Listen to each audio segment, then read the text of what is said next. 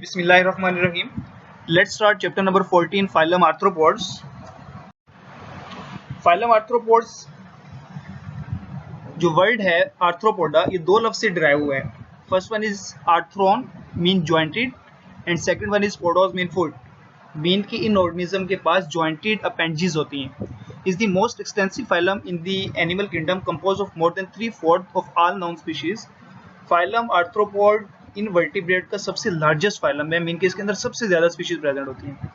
Zoologists have described about 1 million species of arthropods and recent studies estimate that 30 to 50 million species may yet be undescribed। ये आपको MCQs के लिहाज से बात बतानी चाहिए।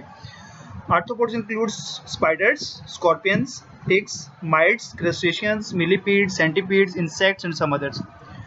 इसके साथ साथ जी हम फाइलम आर्थ्रोपोड को 4 सब फाइलम के अंदर डिवाइड करते हैं। तो फर्स्ट जो हमारे पास फाइलम है चेलिसिरोटा, क्रस्टेशिया एंड यूनिरेमिया। ये सारे के सारे जो सब फाइलम है ये एग्जिस्ट करते हैं, ये लिविंग सब फाइलम है। तो इसका जो फोर्थ फाइलम जिसको हम कहते हैं ट्राइलोबाइटोमार्फा आर एक्सटिंक्ट। तो ये आपको एमसीक्यूज के लिहाज से बात बतानी चाहिए। Which one of the sub phylum of the arthropods are extinct? तो ट्राइलोबाइटोमार्फा। नेक्स्ट हमारे पास इसके कैरेक्टरिस्टिक्स हैं। पहला कैरेक्टरिस्टिक्स है metamerism, modified by the specialization of body regions for specific function। Tagmatisation, metamerism का मतलब यहाँ पर टेगमेटाइजेशन हमने ये पहले डिस्कस किया हुआ है। नेक्स्ट हमारे पास काइटिनियस एक्सोस्केलेटन, मीन की इनका जो एक्सोस्केलेटन है वो काइटन से मिलकर बना होता है। इसके साथ साथ इनके अंदर पेयर जॉइंटेड अपेंडेजेस होती हैं। इसके साथ साथ इनके अंदर एक्टाइसिस और मोल्टिंग का प्रोसेस होता है। नर्वस सिस्टम वेंट्रल साइड पर प्रेजेंट होता है। सिलोम किसी हद तक इनके अंदर रिड्यूस हो गई है और इसके साथ साथ इनके गुनेड्स, एक्सक्रीटरी ऑर्गन्स वो भी सिलोम के अंदर प्रेजेंट होते हैं। ओपन सर्कुलेटरी सिस्टम प्रेजेंट होता है। जो ओपन सर्कुलेटरी सिस्टम हमने पढ़ा जी, ऐसा सर्कुलेटरी सिस्टम होता है जिसके अंदर ब्लड वेसल्स के अंदर नहीं रहता बल्कि direct heart cell, heart tissues तक पहुंचता है। इसके साथ साथ इनके अंदर कंप्लीट डाइजेस्टिव सिस्टम है। मेटामॉर्फोसिस है। मेटामॉर्फोसिस हमने पढ़ा था जी इन ऑर्गेनिजम्स के अंदर। इन ऑर्गेनिजम्स की जो डेवलपमेंटल स्टेजेस हैं, डेवलपमेंटल पीरियड है, डेवलपमेंटल ड्यूरेशन है, इसके अंदर डिफरेंट स्टेजेस आती हैं। जिसके अंदर सबसे पहले जाइगोट से मोरोला बनता है, ब्लास्टोला बनता है, गैस्ट्रोला बनता है, फिर लार्वी बनता है, प्यूपा बनता है और अल्टीमेटली एडल्ट ऑर्गेनिज्म बन जाता है। नेक्स्ट हमारे पास है metamerism and tagmatisation. 3 aspects of arthropod biology have contributed to their success. One of this is metamerism.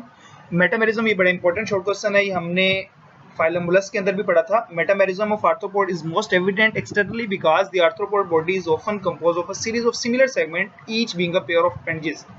तो मीन कि इसके अंदर मेटामेरिक सेगमेंटेशन होती है। Internally however septa do not divide the body cavity of the arthropod and most organ systems are not metamerically arranged. Mean कि इसके अंदर जो मेटामेरिक सेगमेंटेशन होती है, मेटामेरिज्म है, similar type of segment body के अंदर अरेंज नहीं होते। मीन कि इंसेक्ट्स की कंप्लीट बॉडी को हम 3 पार्ट्स के अंदर डिवाइड करते हैं, हेड, थोरैक्स और abdomen. The reason for the loss of internal metamerism is speculative. However, the presence of metamerically arranged hydrostatic compartment would be of little value in the sport of locomotion of animal is enclosed by an exoskeleton.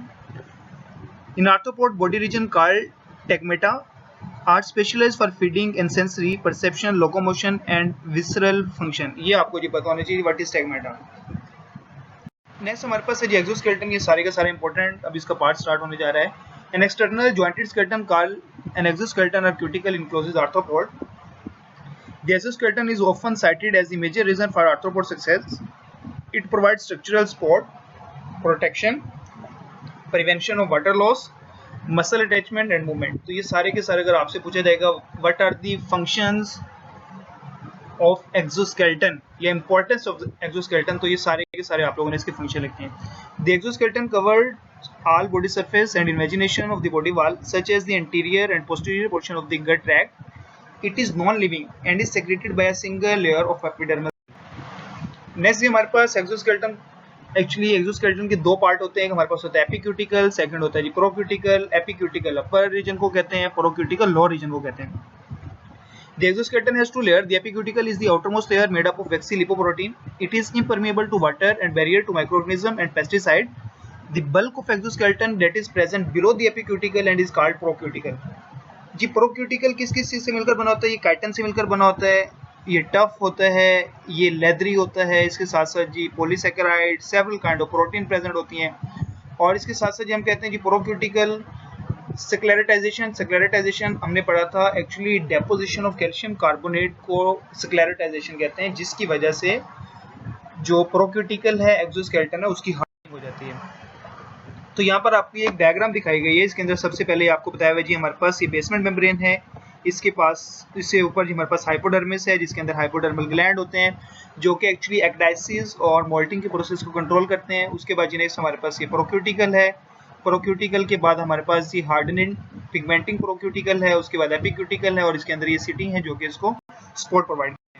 Next हमारे पास ये hardening of the exoskeleton. Sclerotization is a tanning process in which layer of protein are chemically cross-linked with one another, hardening and darkening the exoskeleton। मैंने आपको भी बताया जी sclerotization actually वो वाला process है जिसके जरिए एक्सोस्केलेटन की हार्डनिंग की जाती है by deposition of certain types of calcium carbonate and protein।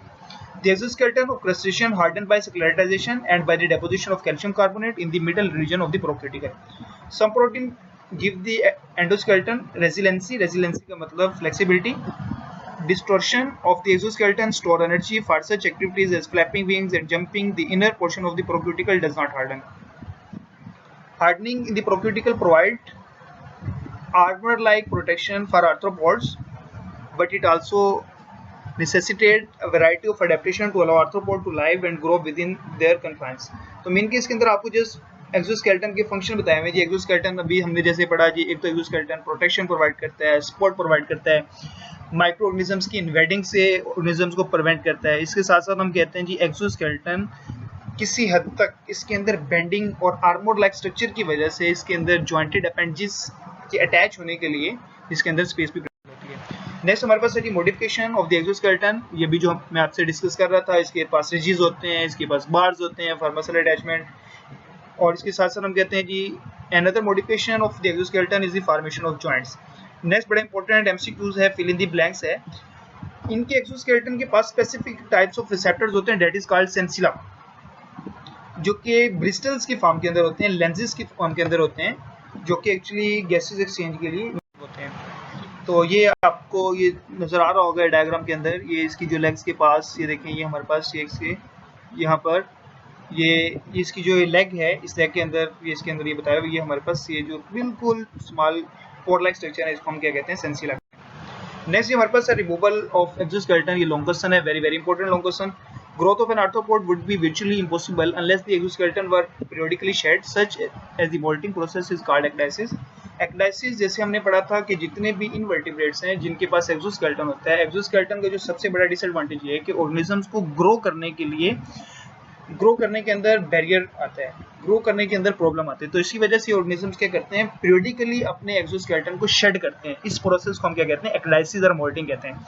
तो एक्चुअली इसके जो 4 स्टेप है, सबसे पहले स्टेप के अंदर हाइपोडर्मल ग्लैंड से एंजाइम सेक्रेट होते हैं, और वो हाइपोडर्मल ग्लैंड से जो एंजाइम सेक्रेट होते हैं वो ओल्ड प्रोक्यूटिकल को डाइजेस्ट करते हैं, और जो सेकंड स्टेप हमारे पास है, ओल्ड प्रोक्यूटिकल जैसे ही डाइजेस्ट हो जाती है, न्यू प्रोक्यूटिकल और एपिक्यूटिकल की सेक्रेशन होती है।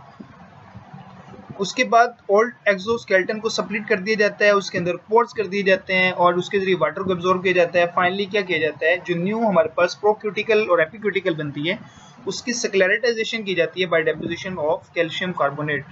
तो व्हाइल ड्यूरिंग एक्डाइसिस और मोल्टिंग, तो इसके प्रोसेस के अंदर जो इंसेक्ट्स है, इंसेक्ट्स वल्नरेबल होते हैं प्रेडेटर से, इसके लिए वो फिर वो क्या करते हैं, ये मतलब वो हिडन करते हैं, दे रिमेन हिडिंग, मतलब वो थोड़ी देर छुप जाते हैं। तो इसके अंदर ये सारे का सारा वही प्रोसेस बताया हुआ है कि जी सबसे पहले हाइपोडर्मल ग्लैंड्स होते हैं, हाइपोडर्मल ग्लैंड्स क्या करते हैं, एंजाइम सेक्रेट करते हैं, वो उसको डाइजेस्ट करते हैं।